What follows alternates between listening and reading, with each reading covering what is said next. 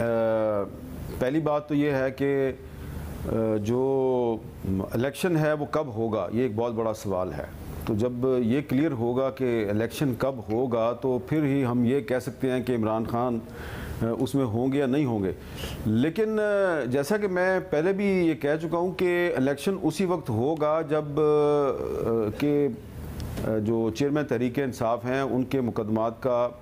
फ़ैसला हो चुका होगा या कम से कम वो डिसक्वालीफाई हो चुके होंगे। जहाँ तक ये सवाल है कि जी अभी तक उनके ख़िलाफ़ मुकदमात शुरू क्यों नहीं हुए, मुकदमे कायम तो बहुत हुए हैं लेकिन ट्रायल शुरू नहीं हुआ। ख़ास तौर पे मिलिट्री कोर्ट्स में उनके ख़िलाफ़ मुकदमात शुरू नहीं हुए, तो उसकी एक वजह जो कि मुख्तलिफ़ हुकूमती ज़राए की तरफ से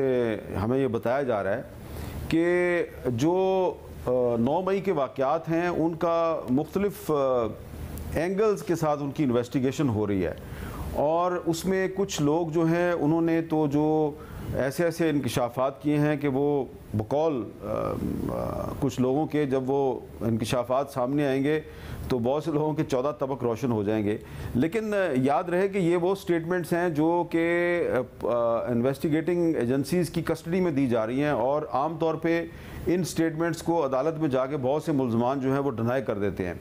लेकिन इसीलिए पक्का काम करने के लिए जो दावे किए जा रहे हैं, बहुत से लोग जो इंकशाफात कर रहे हैं इन्वेस्टिगेशन के दौरान में, तो उन दावों को डबल चेक करने के लिए और उनको अदालत में साबित करने के लिए फिर जियो फेंसिंग करवाई जा रही है कि वो जिस वाक़े का जिक्र कर रहे हैं उस दिन वो वहाँ पे थे या नहीं थे, जिन लोगों के बारे में बात हो रही है वो उस वक्त कहाँ थे, फिर वो लोग जो हैं वो किसके साथ क्या बात कर रहे थे। तो इस तरह की बहुत सी जो एविडेंस है उसको इकट्ठा करके एक पूरी एक सीक्वेंस ऑफ इवेंट्स जो है उसको एक दूसरे के साथ मिला के तो कोई एक केस तैयार किया जा रहा है। और उसमें अक्सर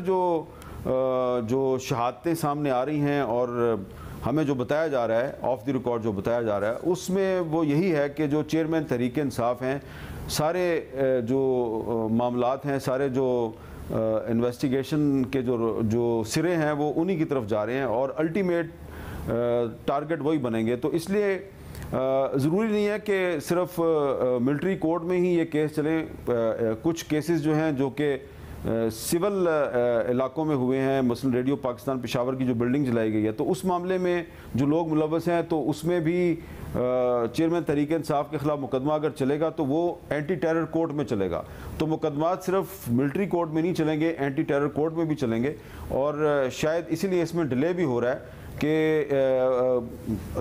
कहा यह जा रहा है कि वैसे मुकदमात कायम नहीं होंगे जैसा कि इमरान खान साहब की हुकूमत राना सनाउल्लाह के ख़िलाफ़ मुकदमा कायम किया था, या जैसे मुकदमात शहबाज शरीफ साहब या एहसन इकबाल या ख्वाजा आसिफ साहब के ख़िलाफ़ कायम हुए थे, वैसे मुकदमात नहीं होंगे। बहुत पक्का हाथ डाला जाएगा, ये उनका दावा है। अब देखिए आने वाले दिनों में क्या होता है।